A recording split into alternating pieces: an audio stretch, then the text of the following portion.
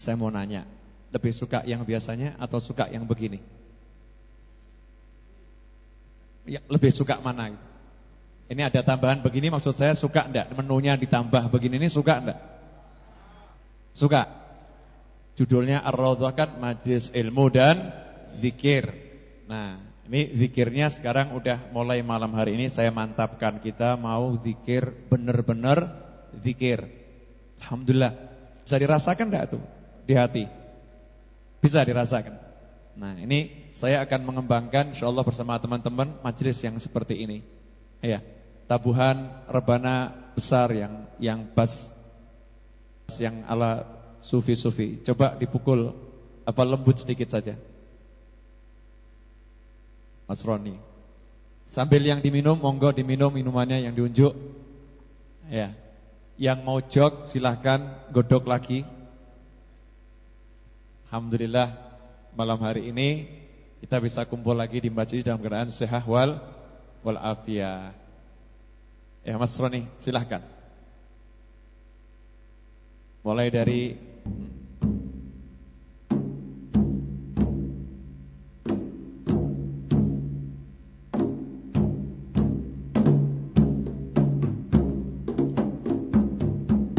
La ilaha illallah, la ilaha illallah, la ilaha illallah, la ilaha illallah, la ilaha illallah, la ilaha illallah, la ilaha illallah. Cukup. Itu pukulan kan jarang didengar kan? Ya, ini pukulan yang memang spesial untuk suasana zikir ya. Spesial untuk suasana zikir. Jadi pukulannya itu pukulan ke hati. Dung. Neng nong neng gung. Ya, itu kan ajaran para wali ya. Neng nong neng gung. La ilaha illallah. La ilaha illallah. Jadi gungnya itu ketika Allah. Kenapa saya bahas ini neng nong neng gung? Karena kemarin baru sampai ba. Kita kan ngaji Riyadhus Shalihin ya. Kemarin baru sampai ba. Langsung aja kita lanjutkan sekarang ke Ismullah. Bismillah. Dengan nama Allah. Allah. Jadi baca Allah itu pun enggak sembarangan. Ya, ada caranya. Ngucap Allah, lamnya itu dipanjangkan. Haknya betul-betul disukunkan. Allah, Allah, Allah, Allah. Jadi bukan sekedar apa ngucap, ada orang yang ngucapnya Allah gitu ya. Insyaallah lah, salah itu, bukan seperti itu. Ngucapnya Allah, tafkhim. Allah, lamnya dipanjangkan. Jenengan kalau sumpek-sumpek resep dari para aulia wassolihin, orang-orang soleh, kalau sumpek lihat aja ke langit sambil mengucap Allah, Allah, Allah. Cukup seperti itu dari hati. Ucap, zikir, keluar suaranya. Demikian kata para aulia akan merontokkan semua sumpek yang ada di hati. Coba kita praktekkan, ya, praktekkan sambil keluarkan suaranya ya. Jangan enggak dikeluarkan, suaranya dikeluarkan. Allah dari hati, Allah, Allah, Allah, Allah, Allah. Cukup. Teruskan nangis semua nanti.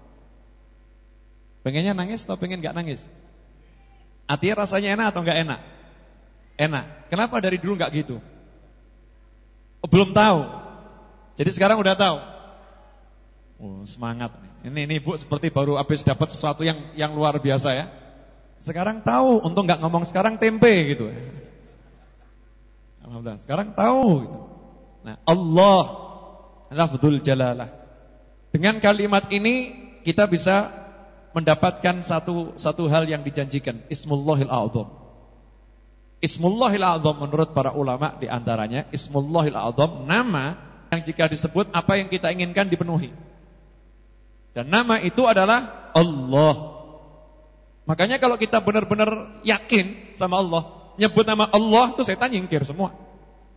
Ya. Sumpek-sumpek di hati nyingkir semua. Punya hajat apapun Allah, manggil benar Allah, ya pasti hajatnya akan keturutan. Cuman sayangnya kita enggak begitu. Sayangnya kita kurang begitu. Yang ada kita cuma gersulo ngalor, gersulo ngidul, tapi Allahnya enggak dipanggil. Allah ini zat yang maha hebat, zat yang maha kuasa. Kita kalau baru manggil seseorang yang punya kekuasaan, kita minta tolong, ditolong beres masalahnya. Sedangkan Allah maha mendengar, Allah maha melihat. Kita bicara biasa saja didengar sama Allah. Apalagi kalau kita teriak memanggil Allah. Allah, ada apa nih hambaku nih berteriak nih? Apa yang dibutuhkan? Kok sampai dia berteriak? Allah memang enggak tuli. Ya Allah memang enggak tuli. Tapi maksudnya Allah enggak tuli bukan berarti kita suruh diam, bukan. Allah enggak tuli. Ya udah kalau gitu sholatnya bisu aja semua. Allah enggak tuli. Ya Allah enggak tuli, enggak usah teriak-teriak. Ya udah kalau begitu sholat diam aja, enggak usah ngucap. Allah enggak tuli. Ya, sholat di batin saja. Allah ngerti yang di hati. Apakah begitu? Ya enggak begitu. Allah enggak tuli, maksudnya ada tempatnya sendiri.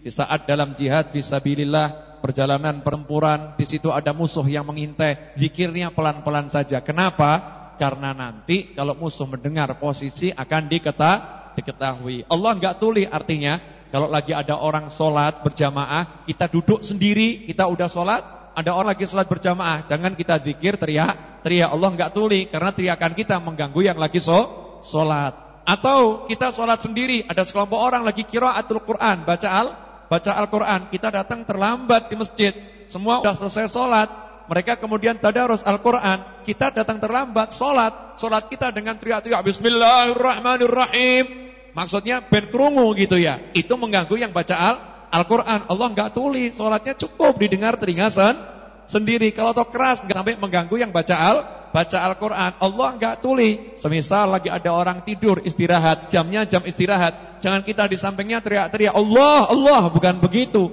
Ini mengganggu orang yang lagi istirahat. Itu maksud Allah enggak tuli. Bukan berarti orang enggak boleh zikir dengan suara yang keras. Kadang ada orang yang enggak paham, atau orang memaksakan pemahaman yang dia pahami kepada orang lain. Karena itu hadirin yang dimuliakan Allah, zikir itu ada dua jenis, zikir bil jahar wa zikir bis sir. Zikir dengan suara keras dan zikir yang cukup didengar telinganya sendiri. Zikir dengan suara keras namanya jahar bizikir. Suara keras yang di sampingnya sampai dengar, itu namanya jahar. Zikir bis sir, sir itu artinya rahasia. Rahasia bukan dalam hati, rahasia artinya diucapkan tapi didengar oleh telinganya sendiri. Ada lagi zikir bil qalb, beda lagi. Zikir dalam hati, lisannya diam, telinga enggak mendengar, tapi hatinya terus mengucap. Zikir yang paling utama adalah zikir bil lisan wa zikir bil qalb.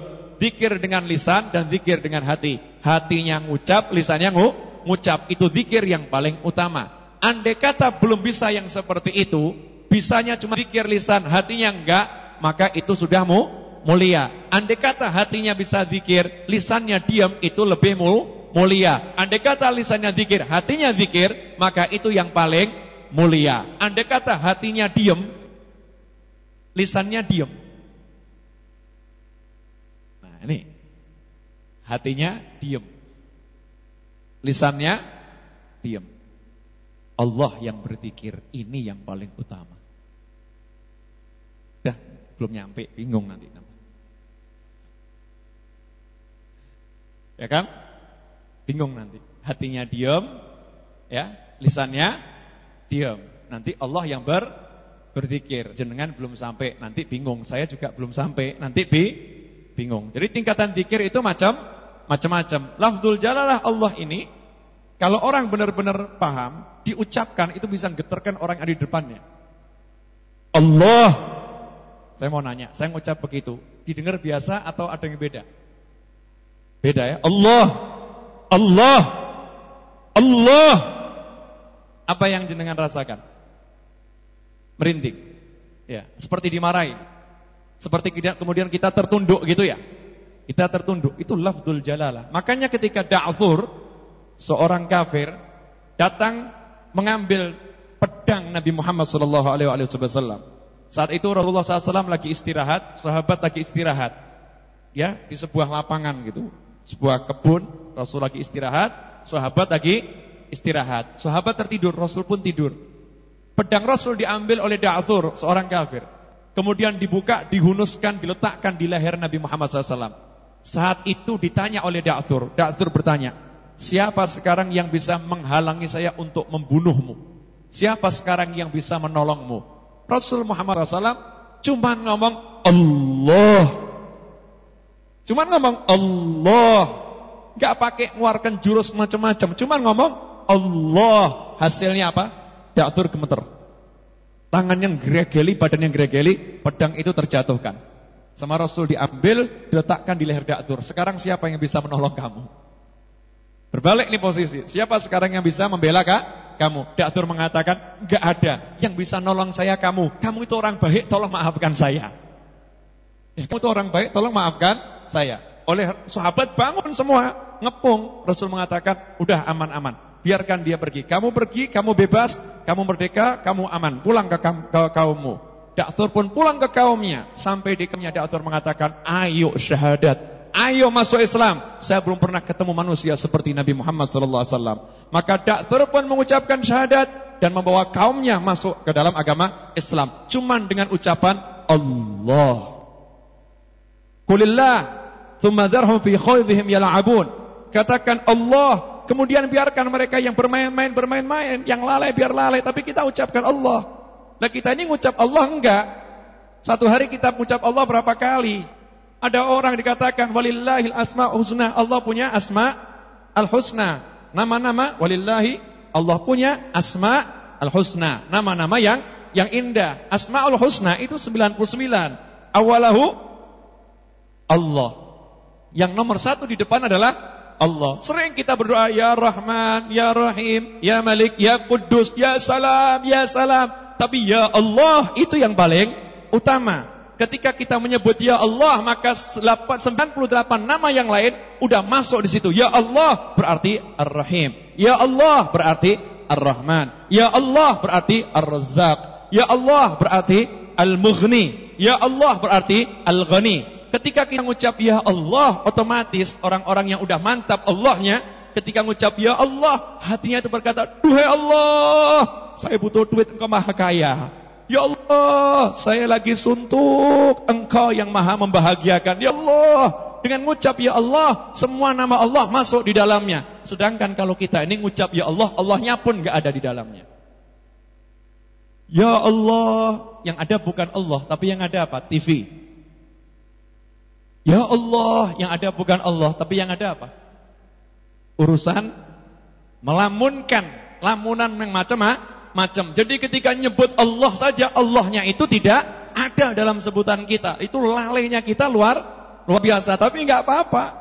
Seorang ulama pernah ditanya, wahai hamba Allah, wahai wali Allah, lisan saya ini udah zikir, tapi hati saya, pikiran saya masih suka melamun. Ini zikir yang begini bagaimana? Orang soleh ini menjawab, nih orang soleh beda dengan orang yang gak soleh. Kalau orang yang gak soleh percuma kuen rokok kayak ngono. Ini gak soleh. Udah orang zikiran bagus-bagus masih dibilang nerokok. Ini gak soleh. Kalau orang soleh jawabannya ushkurillah, bersyukur kamu kepada Allah yang sudah menghias lisanmu untuk menyebut namanya. Menghias lisanmu untuk menyebut namanya. Berapa banyak orang yang lisannya enggak dihias untuk menyebut nama Allah, tapi untuk ngerasani, gunjing, mencaci, memaki, menghina, menjelek-jelekkan orang, merendahkan orang, mengucapkan yang enggak manfaatnya. Kalau lisan kita dihias oleh Allah, dipakai oleh Allah untuk menyebut namanya, itu pertanda kita orang yang dimuliakan Allah. Enggak mungkin lisan ini diizinkan untuk memuliakan Allah kecuali yang punya lisan orang yang mulia. Enggak mungkin. Jadi kalau udah lisan ini diizinkan untuk terus bergerak nyebut Allah, ini yang menggerakkan siapa? Allah. Berarti dipilih oleh siapa? Allah. Untuk siapa? Untuk Allah. Berarti ini orang-orang yang mulia. Karena itu dikatakan kumpulan orang-orang yang berzikir kepada Allah, humul qaumu la yashqa bihim jalisuhum. Manfaatnya sampai-sampai orang yang duduk bersama orang-orang yang nyebut-nyebut Allah itu, siapa duduk bersama mereka tidak mungkin sengsara, gak mungkin celaka. Gak mungkin. Kenapa? Ini orang-orang yang sudah dipilih oleh Allah. Dari tadi sampai sekarang alhamdulillah loh, kita ini lagi dipilih sama Allah. Alhamdulillah, disyukuri. Walaupun hati kita masih bobrok, pikiran kita masih bobrok, tapi malam hari ini kita dipilih oleh oleh Allah kita syukuri, alhamdulillah. Ya, banyak yang enggak seperti ini. Jangankan kok orang lain, kita aja kemarin malam mungkin enggak begini. Tadi siang enggak seperti ini, malam ini jadi begini. Siapa yang milih sekarang? Adalah Allah. Yang gerakkan jenengan ke sini siapa? Allah. Yang menggerakkan saya untuk ceramah di sini siapa? Allah. Yang menggerakkan teman-teman untuk semangat siapa? Allah. Karena itu, kapanpun kita berbuat, sebetulnya al-fa'il huwallah. Yang berbuat adalah Allah. Yang kita syukuri adalah Allah. Yang menggerakkan kita untuk bersyukur adalah Allah. Al-mawjud al-haqiqi, mawjud yang benar-benar ada, itu sebetulnya adalah Allah. Kalau yang lain itu cuman hamba, makhluk Allah Ta'ala. Sampai di sini lafzul jalalah Allah, Allah. Jadi kalau kita mau doa, sebetulnya yang paling utama itu angkat tangan sambil ngomong ya Allah, ya Allah.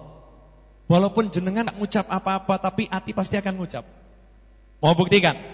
Ayo praktekkan dengan saya. Masing-masing fokus ya. Fokus, tirukan saya ya. Tirukan saya. Ya Allah, ya Allah, ya Allah,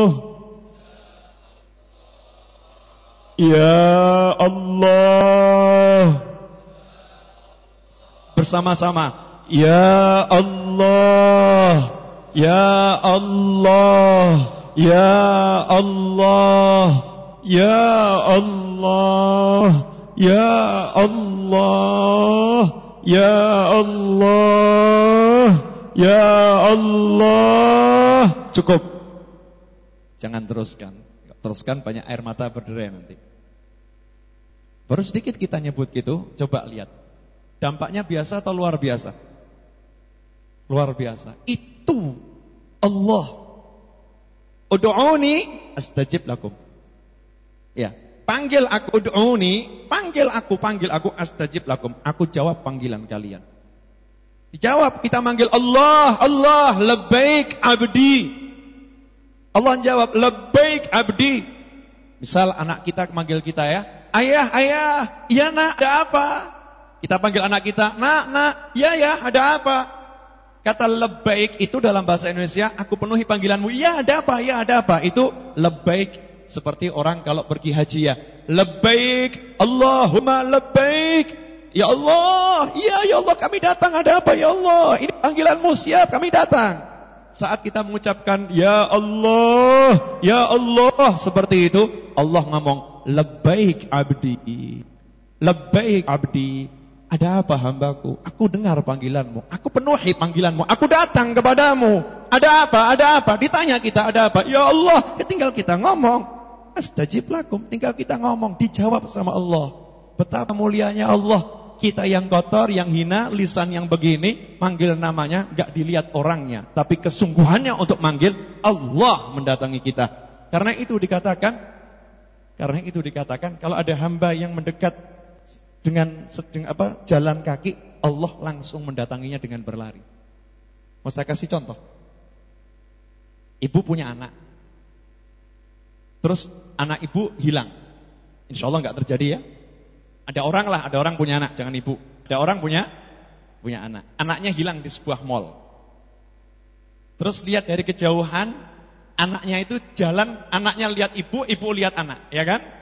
Anaknya jalan menghampiri ibu. Ibunya lari atau jalan? Lari. Larinya dengan senang atau enggak senang? Senang. Pengen dekat anaknya enggak? Pengen. Bahagia enggak? Bahagia. Disambut enggak anaknya? Disambut. Begitu pula kita dengan Allah. Kita ini orang-orang yang hilang selama ini, lupa sama Allah. Begitu kita mengucap Allah, Allah lihat nih hamba manggil, maka Allah lari mendatangi kita. Disambut kita, ada apa? Mau apa? Pengen apa? Aku penyayang, aku pengasih. Don't worry, jangan takut, dosamu apapun aku ampuni. Bil makna. Inilah Allah. Makanya kita selalu disuruh mengedepankan Bismillah dengan nama Allah. Lakukan apapun dengan nama Allah. Betapa mulianya kita ini loh. Kita ini jelek kan dosa, boleh pakai namanya Allah. Saya mau makan ini atas nama Allah. Saya mau minum ini atas nama Allah. Oh lain loh ya. Makanan yang udah kita pakai dengan nama Allah ya beda. Misal, ada seorang datang. Ya, seorang polisi datang ke rumah kita. Bapak, saya datang atas nama Kapolri. Sama yang satu lagi datang, Bapak, saya datang atas nama Kapolsek. Kira-kira yang lebih berbobot yang mana? Yang Kapolri. Bapak, saya datang atas nama Presiden. Mana yang lebih berbobot? Presiden. Bapak, saya datang atas nama Allah. Kita diizinkan masuk rumah bawa nama Allah. Keluar dari rumah bawa nama Allah. Jalan bawa nama Allah. Duduk bawa nama Allah. Nah kalau udah kita bawa nama Allah, kira-kira yang lain keder enggak? Syaitan keder enggak? Malaikat berdatangan enggak? Ini orang bawa nama Allah ini. Maka semua yang cinta kepada Allah, semua makhluk Allah, semua hamba Allah yang ngerti, mereka semua akan datang mendekati hamba tadi. Ini orang yang membawa nama Allah. Sedangkan berapa banyak orang yang keluar dari rumah yang dibawa nafsunya. Nama Allah pun gak diingat. Langsung loncat ke motor, langsung pergi. Nama Allah pun gak diingat. Ada makanan, langsung disantap. Nama Allah pun gak diingat. Makanya setan yang mendekat, malaikat pun menyingkir. Ini lafzul jalalah Allah. Dari huruf-hurufnya, kullu syai'in halikun illa wajhah.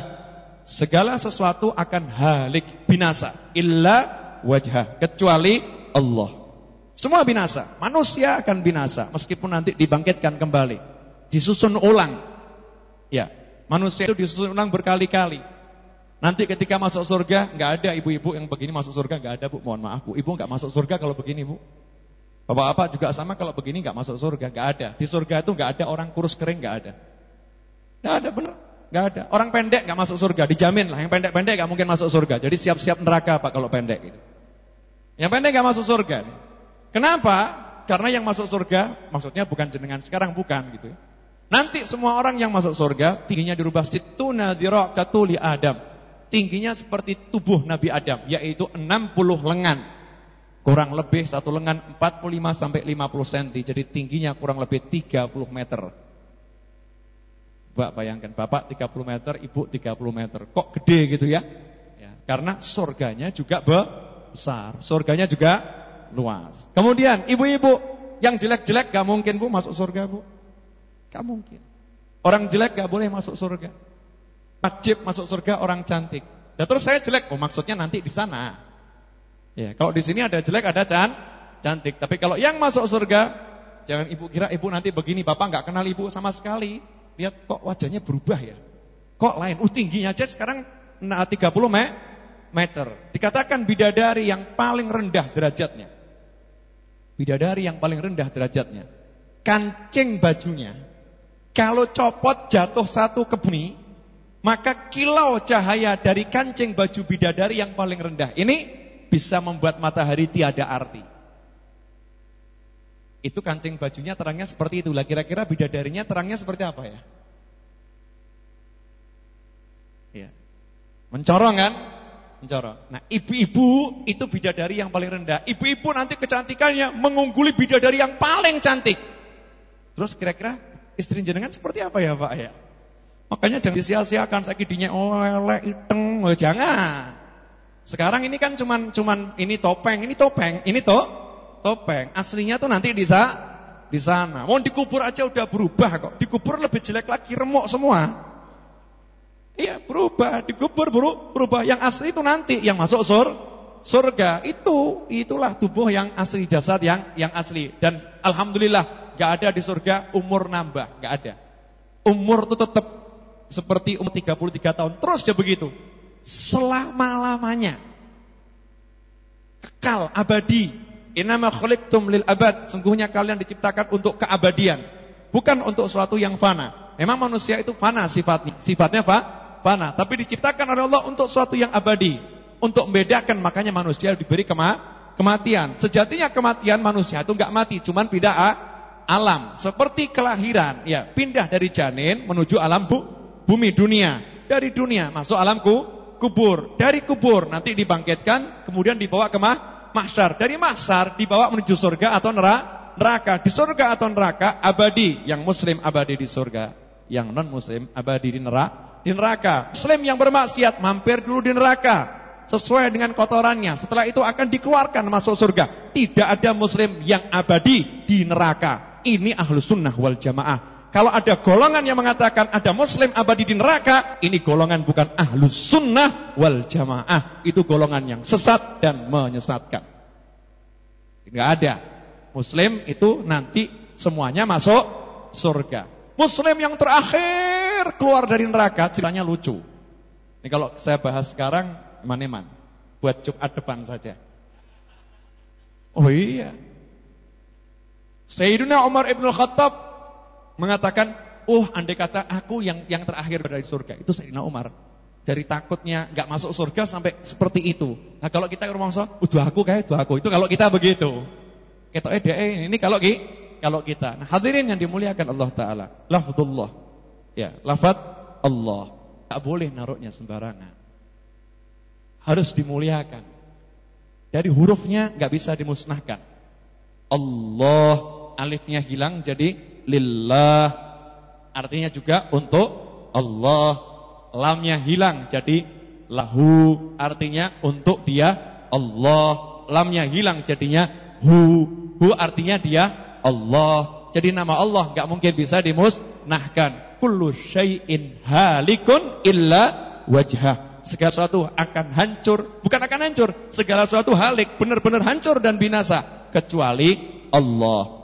Misal orang namanya Pardi, P-nya hilang jadi Ardi, udah lain artinya. Ya, P-nya hilang jadi Redi, angel. Ya, Naufal, Nun-nya hilang jadi Waflun, kan repot. Wawunya Nun wawunya hilang, jadinya apa? Fal gitu juga repot. Kalau tinggal L dok yang enggak ada artinya.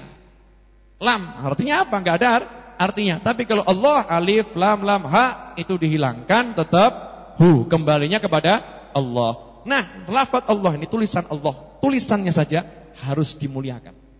Makanya kalau non Ahlus Sunnah wal Jamaah itu kurang gatek. Jangankan kok tulisan Allah. Al-Qur'an mushaf aja ditaruh di bawah, di lantai. Na'udzubillah min dzalik. Ini golongan ruwet. Al-Quran, orang kafir ini ya. Kitab sucinya aja dipegang dengan mulia, betul nggak?